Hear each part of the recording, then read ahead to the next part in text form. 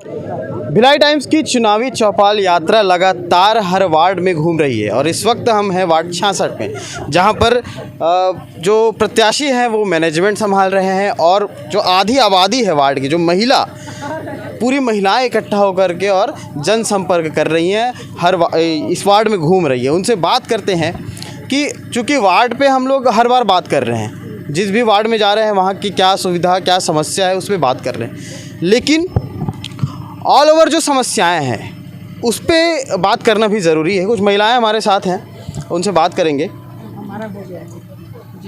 आप ये बताइए, वार्ड की समस्या, खैर पार्षद चुनाव है तो वार्ड की समस्याओं पे ज़्यादा ध्यान केंद्रित रहता है, लेकिन महिलाओं को लेकर के जो एको चैम्बर एक बनता है उसमें मेन समस्या क्या रहती है महिलाओं को लेकर?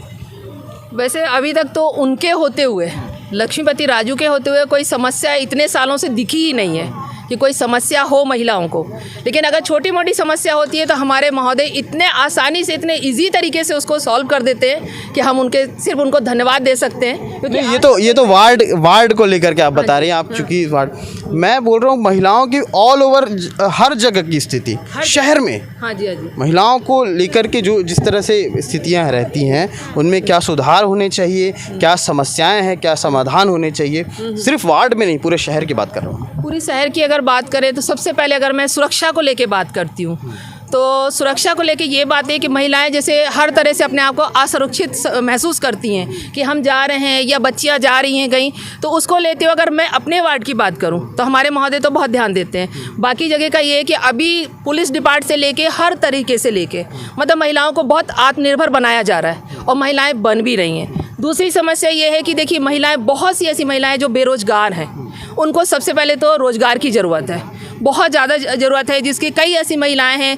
जो विधवा हैं, कई ऐसी हैं जो त्याग हो चुका है उनका, और समस्या से जूझ रही हैं। घर परिवार को चलाने के लिए उनको परेशानी हो रही है बहुत ज़्यादा। उन लोग की आर्थिक स्थिति उनकी बहुत ख़राब है, जिसको हम लोग चाहते हैं कि उनकी आर्थिक स्थिति सुधरे, उनको काम मिले, रोज़गार मिले।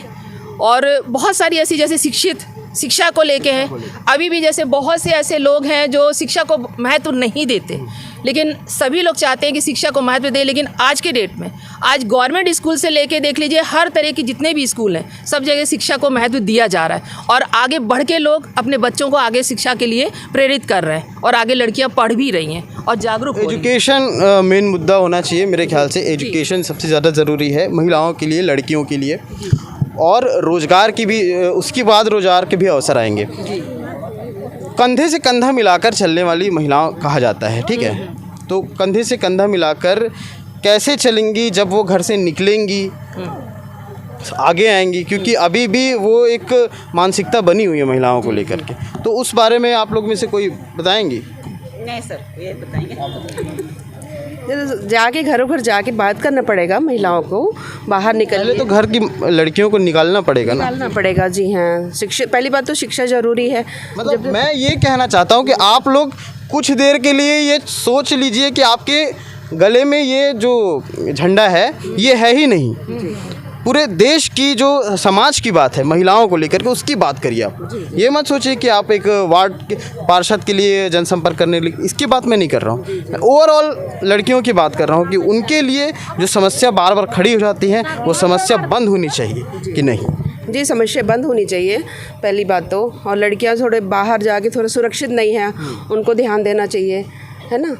और मेन है महिलाओं को सबको इकट्ठा करके फिर कुछ घरेलू काम देना चाहिए उनको। जब तक उसको 2 पैसे कमाएंगे नहीं, काम आगे सोच ही नहीं सकेंगी ना, तो ऐसा है। तो ये सारी चीज़ें हैं महिलाओं को लेकर के। आप बताइए कि क्या चेंजेस आने चाहिए और समाज में कितने चेंजेस होने चाहिए, कौन बताएगा? जो आपने पूछा महिलाओं के लिए, तो सबसे पहली बात तो मैं ये बोलूँगी कि हम महिलाएं ही अगर अपने आप को जागरूक कर लें और हम एक दूसरे की बच्चों को, जैसे कि बोला जा रहा है कि सुरक्षा, तो हम खुद चाहें अपनी बेटियों की सुरक्षा तो हम खुद करेंगे। एक दूसरे को ये नहीं कि ये हमारे पड़ोसी का है या ये उधर का है, उनको नहीं देखना या उनको हंसना है, सिर्फ ये छोड़ दें। हम ही चाहें तो सुधार लेंगे।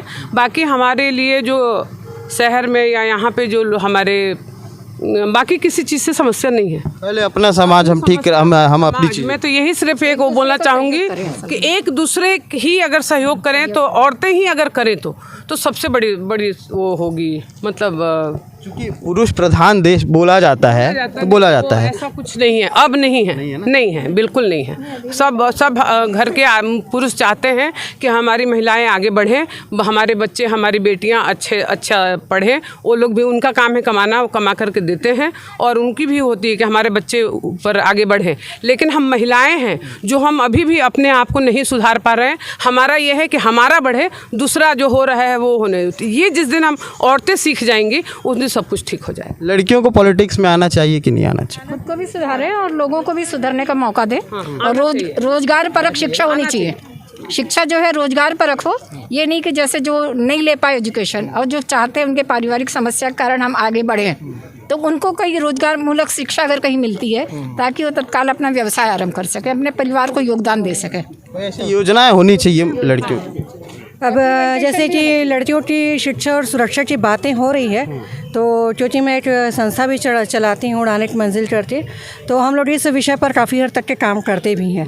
और जिस तरह से आप जैसे बोल रहे हैं कि एक वार्ड की बात ना करें, हम एक छत्तीसगढ़ की बात करें या फिर हमारे इसकी बात करें, तो सबसे ज़्यादा ज़रूरी चीज़ होता है कि अगर लड़कियों की सुरक्षा की हम बात करते हैं तो गली मोहल्ले, सड़क, मेन रोड में हर जगह पर सबसे ज़्यादा ज़रूरी चीज़ होता है कि कैमरा लगा होना चाहिए। अगर कहीं पर कुछ भी घटना घटती है तो कम से कम अगर वो घटना घट भी जाए तो वो व्यक्ति पकड़ में तो आ जाए जिसने ये घटना की है। तो ये चीज़ भी होना चाहिए। और अगर कैमरा लगा रहता है तो लोगों में डर भी रहता है, सीधी सी बात है। तो ये चीज़ पर भी ध्यान देना चाहिए। और दूसरी बात ये होती है कि कम से कम वैसे तो लड़कियों को जो घर में होते हैं परिवार वाले 11 बजे रात तक के ज़्यादा निकलने भी नहीं देते हैं, तो कम से कम कोशिश इतना करना चाहिए कि 11 बजे रात तक के तो पुलिस जो है हर जगह पर सक्रिय रहे और उस चीज़ को ध्यान दे। और हम लोग तो कोशिश भी करते हैं कि हमारे संस्था के माध्यम से बीच बीच में हमारा इस तरह से चलता है कि महिलाओं को जो कानूनी जो अधिकार होता है और लड़कियों का जो अधिकार है, महिलाओं का जो अधिकार है, उस पर भी हम लोग जागरूक करते रहते हैं हमारे संस्था के माध्यम से। और रोजगार का भी काम करते हैं। तो ज़रूरी है कि जो वाकई में ज़रूरतमंद महिलाएं हैं, तो उस तरह से हम बात भी करते हैं हमारे राजू भैया से इस वक्त कि हमको इस तरह से करना है, हमको जगह भी चाहिए। तो वो कोशिश करते हैं कि मैं बिल्कुल इस चीज़ पर काम करूँगा करके, ताकि हमारी वार्ड की महिलाएं जो आगे आ जाएं रोजगार के क्षेत्र में भी। तो ये भी है एक महिला सशक्तिकरण का उदाहरण, महिला पावर कहा जा सकता है इसको, कि लगातार योजनाओं के तहत समस्याओं को लेकर के, समाधान को लेकर के सरकार, चाहे छोटे नेता हों चाहे बड़े नेता हों, सब उजागर रहें और इस चीज़ में अपनी एक महत्ता जाहिर करें। चूँकि एक बहुत पहले गाना आया था, हाय राम कुड़ियों को डाले दाना, तो वाकई में आज जब महिलाओं को कंधे से कंधा मिलाकर चलता हुआ देखता हूँ तो लगता है कि वाकई कुड़ियों का ज़माना है।